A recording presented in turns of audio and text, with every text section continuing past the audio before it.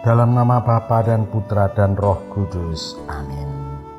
Tuhan bersamamu dan bersama rohmu. Inilah Injil suci Yesus Kristus menurut Yohanes. Dimuliakanlah Tuhan. Yohanes bab 10 ayat 11 sampai 18. Sekali peristiwa Yesus berkata kepada orang Farisi, "Akulah gembala yang baik. Gembala yang baik memberikan nyawanya bagi domba-dombanya. Sedangkan seorang upahan bukan gembala dan yang bukan pemilik domba-domba itu sendiri. Ketika melihat serigala datang, meninggalkan domba-domba itu lalu lari. Sehingga serigala menerkam dan mencerai-beraikan domba-domba itu. Ia lari karena ia seorang upahan dan tidak memperhatikan domba-domba itu. Akulah gembala yang baik. Aku mengenal domba-dombaku dan domba-dombaku mengenal aku. Sama seperti Bapa mengenal aku dan aku mengenal Bapa. Dan aku memberikan nyawaku bagi domba-dombaku. Ada lagi padaku domba-domba lain yang bukan dari kandang ini. Domba-domba itu harus kutuntun juga. Mereka akan mendengarkan suaraku dan mereka akan menjadi satu kawanan dengan satu gembala. Bapa mengasihi aku. Oleh karena itu, aku memberikan nyawaku untuk menerimanya kembali. Tidak seorang pun mengambilnya daripadaku, melainkan aku memberikannya menurut kehendakku sendiri. Aku berkuasa memberikan dan berkuasa mengambilnya kembali. Inilah tugas yang kuterima dari Bapa-Ku. Demikianlah Injil Tuhan. Terpujilah Kristus. Saudari-saudara yang dikasihi Tuhan, judul renungan saya kali ini adalah Ajarilah Kami Bahasa Kasih. Yesus mengenal domba-dombanya dan domba-domba mengenal gembalanya. Saudari-saudara, saya duga banyak orang sudah siap menjadi suami istri, tetapi sebenarnya belum saling mengenal satu dengan yang lain. Bahkan mungkin ada suami istri yang sampai mati belum saling mengenal.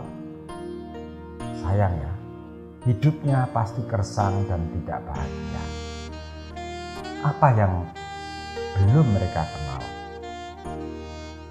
Saudara-saudara, dalam bacaan Injil tadi dijelaskan bahwa Yesus mengenal domba-dombanya dan domba-dombanya mengenal gembalanya. Apa yang dikenal oleh Yesus? Apakah Yesus mengenal kita? Namanya yang pasti mengenal nama kita masing-masing. Tempat tanggal lahir dan seterusnya. Memangnya Yesus itu petugas sensus? Ya pastilah Yesus mengenal semuanya. Dan kalau Yesus mengasihi domba-dombanya, kalau Yesus mengasihi Anda, Yesus mengasihi saya, pastilah Yesus tahu bagaimana mengungkapkan kasih-Nya kepada kita, kepada Anda dan saya dengan tepat.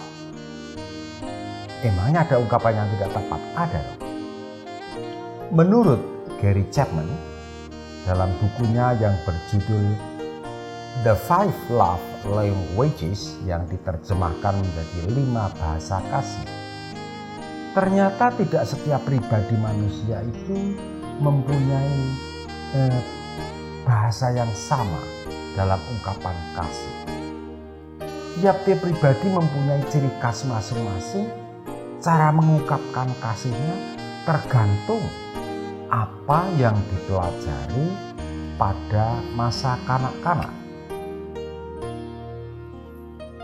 Pada dasarnya ada 5 macam ungkapan atau yang disebut bahasa kasih. Pertama, ada orang yang merasa dikasihi kalau dia disayangi dengan pujian-pujian. Dia disemangati, didukung dengan kata-kata yang menguatkan dia, menggarisbawahi, membenarkan apa yang dia buat. Itu membuat dia merasa disayangi.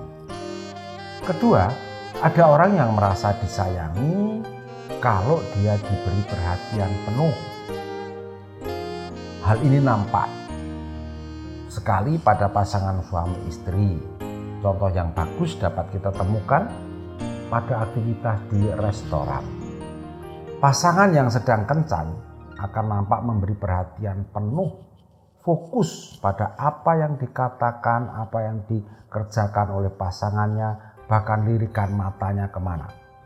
Sedangkan pasangan yang sudah menikah, fokusnya bisa kemana-mana, kesana kemari, tidak kepada pasangan. Itu yang disebut di situ bahasa kasih, waktu yang berkualitas untuk mereka berdua, saat-saat romantis yang bisa dinikmati bersama-sama. Ketiga, ada orang yang merasa disayangi kalau diberi hadiah, kata-kata pujian, terus romantisme, mendengarkan musik tidak menarik. Yang penting apa wujud hadiahnya. Barangkali ada yang semakin mahal semakin baik. Orang keempat adalah orang yang merasa disayangi kalau dilayani, dibuatkan minuman, dibantu membersihkan rumah, kalau bapaknya membantu. Lalu kalau ibunya punya motor atau mobil sendiri, bapaknya yang membersihkannya sehingga ibunya siap untuk mengerjakannya. Itu bahasa kasih yang membuat hidup mereka menjadi bergairah. Yang kelima adalah ada orang yang merasa disayangi kalau mendapatkan sentuhan fisik. Diberi hadiah, diberi pujian, dilayani, tidak seberapa. Yang paling mengesan kalau dia digandeng, apalagi di depan umum. Wah, saya merasa betul dikasih. Ada suami istri yang merasa begitu. Ada yang merasa disayangi kalau dipeluk, kalau kemudian dielus-elus. Sambil duduk bersama tetapi tangannya digenggam, itu merasa dikasihi. Saudari-saudara, selanjutnya Yesus pasti tahu bagaimana mengasihi kita masing-masing. Kita akan lebih bersyukur kepada Tuhan kalau kita tahu apa sih bahasa kasih yang paling mengenal untuk kita. Di situ akan memudahkan kita bersyukur.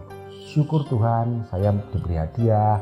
Syukur Tuhan dari kata-kata Injil tadi menguatkan saya. Syukur Tuhan saya tadi mendapatkan sentuhan fisik dari Tuhan berupa komuni kudus atau komuni batin. Itu sudah kehadirannya membuat saya merasa dikasihi.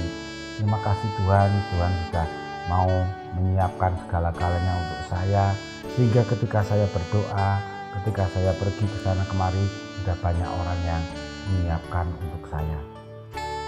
Selanjutnya, suami istri pun akan semakin menemukan kebahagiaan jika saling mengenal bahasa kasih pasangannya.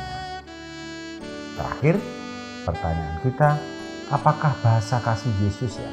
Supaya kita bisa mengasihi Dia dengan tepat.